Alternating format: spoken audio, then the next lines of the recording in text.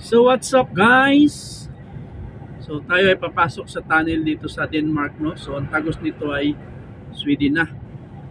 So tulay tapos Sweden na. So ito yung Copenhagen Airport. So napakaganda nito, no? Yung tunnel na to. Dahil mahaba-haba rin to.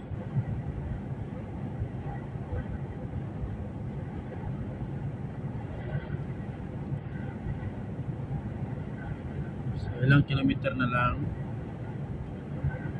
So ayan na. So ito yung, hindi ko nagkakamali, ito yung Copenhagen Airport dito sa Denmark. Tapos susuong tayo sa ilalim ng tunnel na ilang kilometro. Pag labas natin, tulay na naman ng Denmark at Sweden.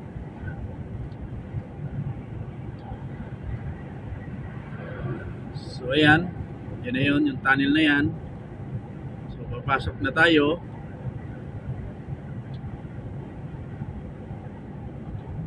Yan. Hindi pa to. Sa kasunod pala, sa kasunod. So napakagandang tunnel po yung papasukan natin ngayon, no? Gawa ng, sa ilalim po yan ng dagat. Yung tunnel na to, sa ilalim ng dagat tayo dadaan. Tapos paglabas natin, sa ibabaw na naman din ng dagat dahil yung tulay. So napakaganda po talaga mga katrackers.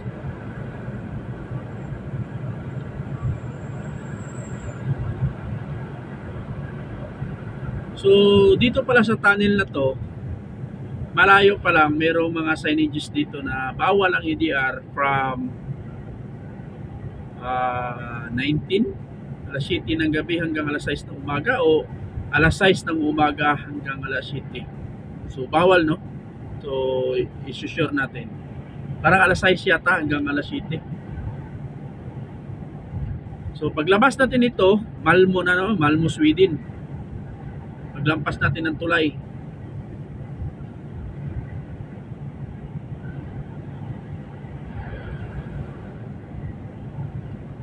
Oh, what a day.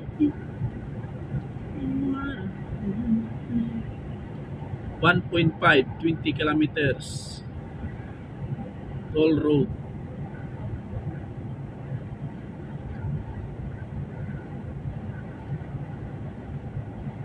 Okay.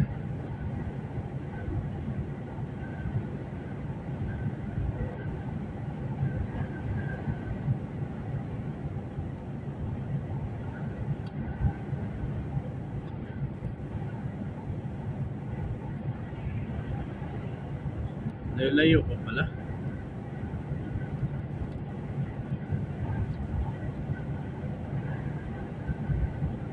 Yan ang Sweden.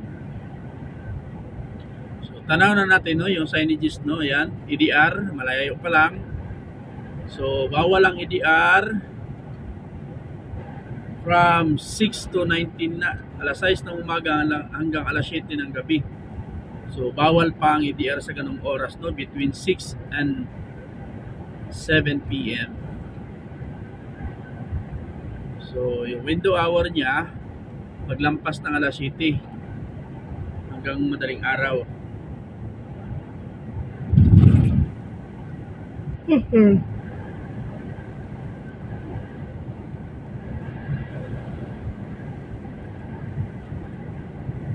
Fearing. So yung palibot na to ay airport, Copenhagen Airport. Yan, oh, ganda naman ng ano. Ay, tulay pa pala muna bago ano, 70 km per hour. So may signages na 70 km per hour. Tama nga, tunnel nga. So ibigay natin yung 70 km per hour, no? So okay na, 90 na, wala nang problema. So ayan, yung paligid na to ay dagat. Tapos dyan din sa kabila dagat. So itong tunnel na to, ang ibabaw ng tunnel na to ay dagat din. So nasa ilalim po tayo ng dagat. Ayan, katabi din natin yung train station. So ayan, nakapasok po tayo. So ito ay pababa. So palusong ito, palusong. Ang ibabaw nito ay dagat. Galing nga eh.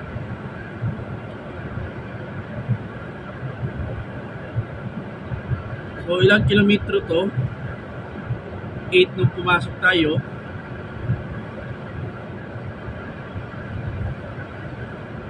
Tingnan natin kung ilang kilometro. 11 yung pumasok tayo, 11.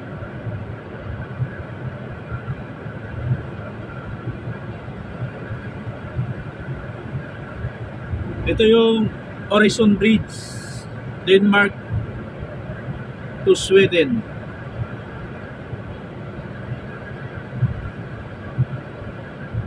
Yan, tayo ay unti-unti lumulusong, no? Napakaganda ng tunnel na to eh.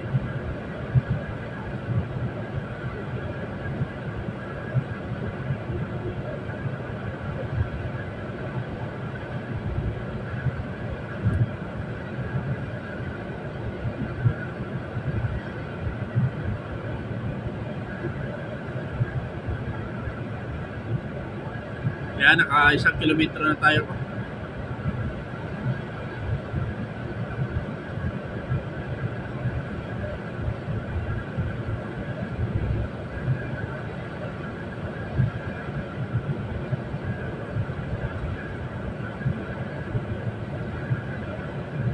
So para sure ball kayo, pwede nyo rin i-search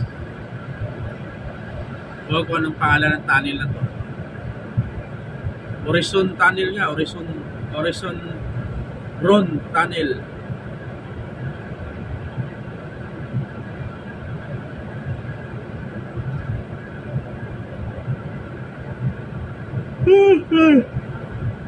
Antok ah.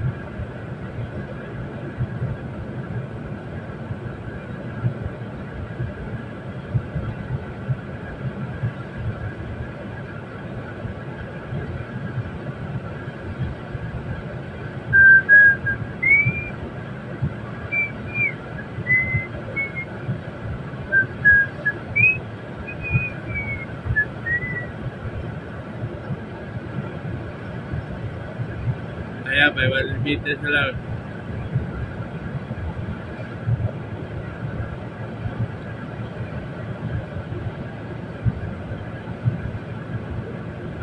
meters.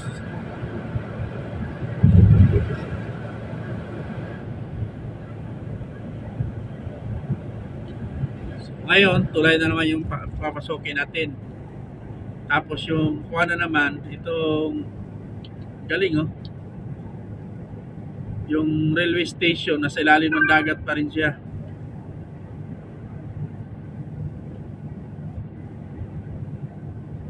Tingnan natin kung nasa taas ba o ilalim.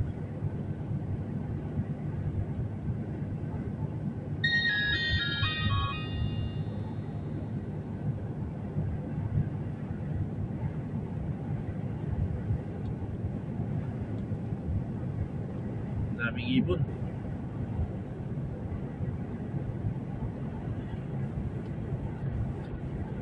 So, tanaw natin yung Horizon Bridge, no? So, naalala ko yung yung viral yun sa social media, yung yung tulay na pinag-barko ko. Ang laking problema nun. Ang laking problema nun yung binangga yung tulay.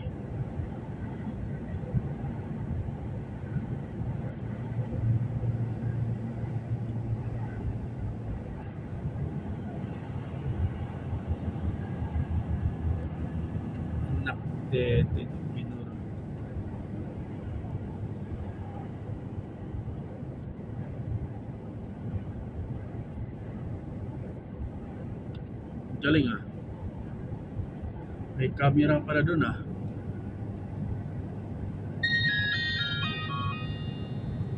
Ang galing. Ay.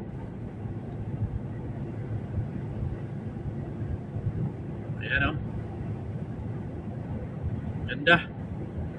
So hati ito sila, no? Itong tulay na to, Denmark dida. Mas sa Sweden na yan.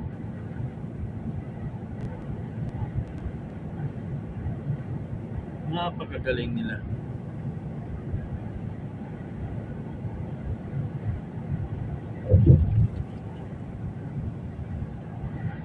Oh, ay. Ato.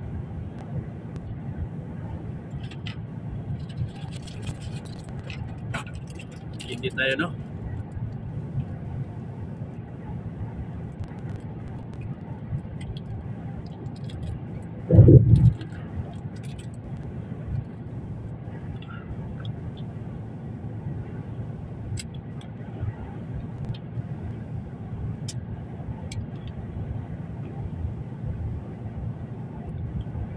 Ganda, napakaganda.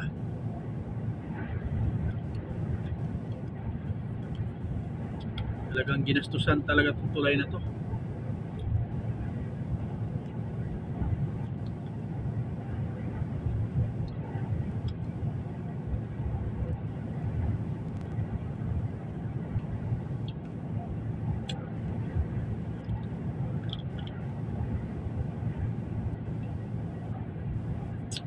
Dito hindi pwedeng patulog-tulog ka dito, gawa ng diretso ka talaga dyan, lipat ka talaga.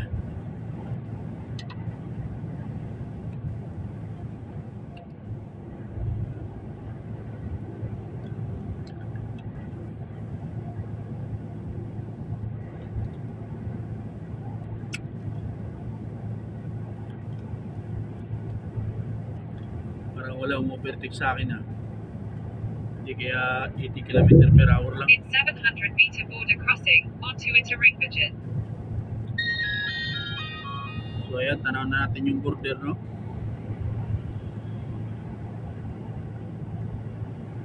So ibig sabihin, yung dalawang nakatayo na yan ay apat, yung bagting ng tulay sa Now Sweden na border yan. crossing onto Ayan, no? Ytterringviken. So dito ay Sweden na to. Nasa Sweden na tayo.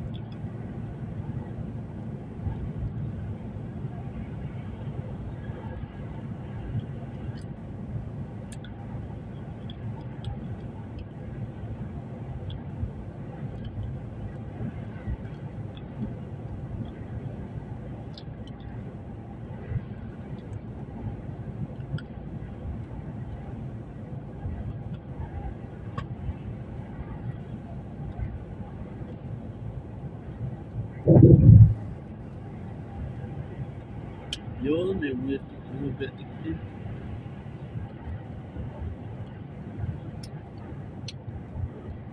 Mahaba nito tulay na to, guys.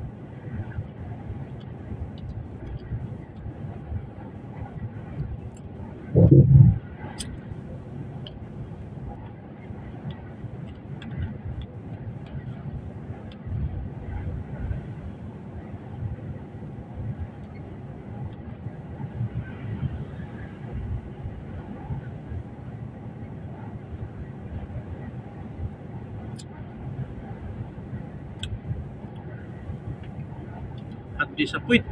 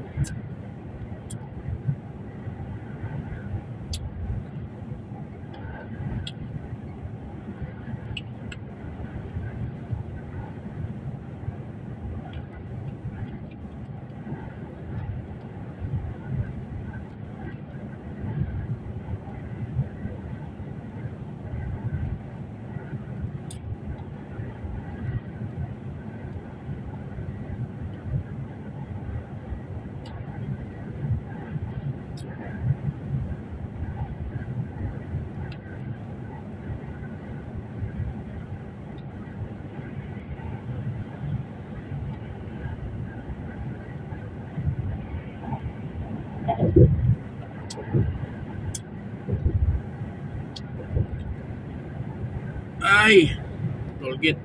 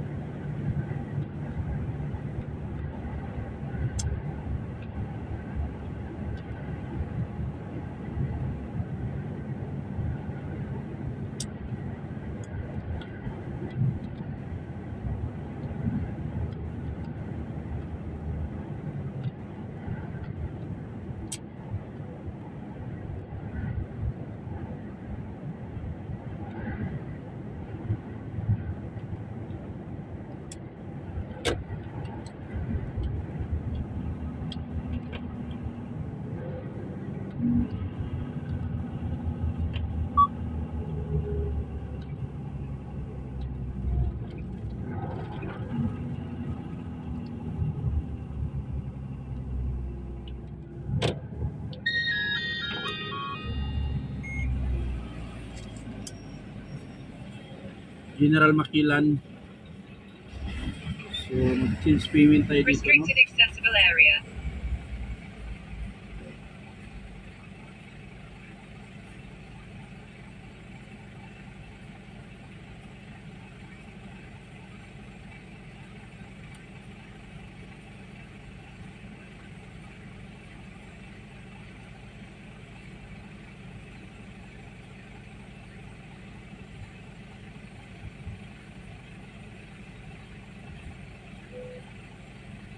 Welcome to Asante. Can I help you? Yeah, I try to put my e-ticket. You're trying another one? Okay, thank you.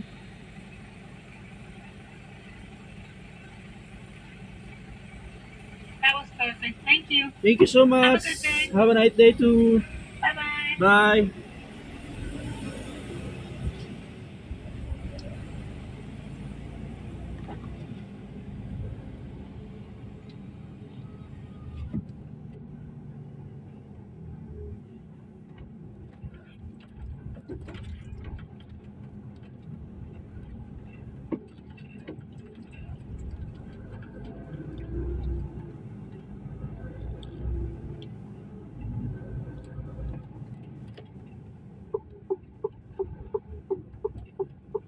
Restricted accessible area.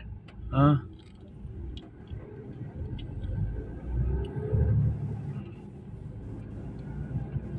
Kala ko.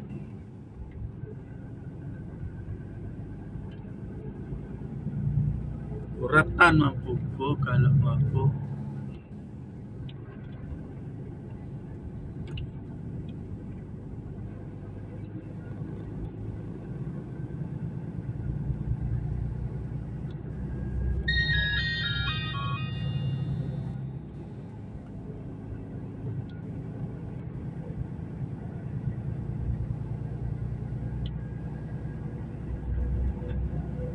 So, akala ko ako tinatawag no ng police border ng ano, Sweden.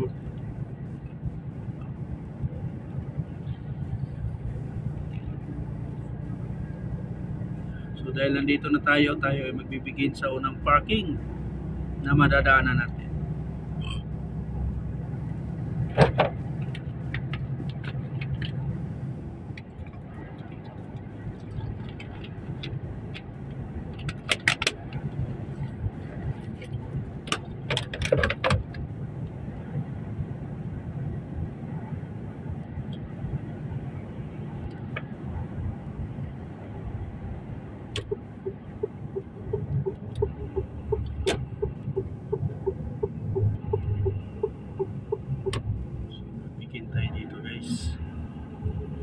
Dito yung Kim Johnson.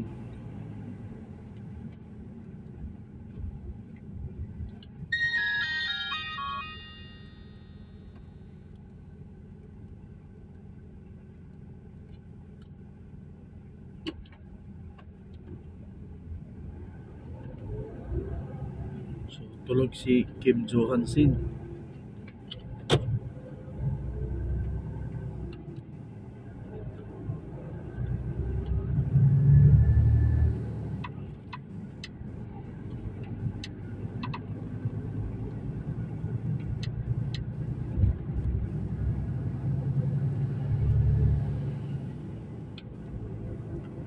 So tayo ay nandito nasa Malmö, Sweden. So hanggang dito na lang yung vlog natin. Ingat po tayo lagi sa bawat biyahe natin.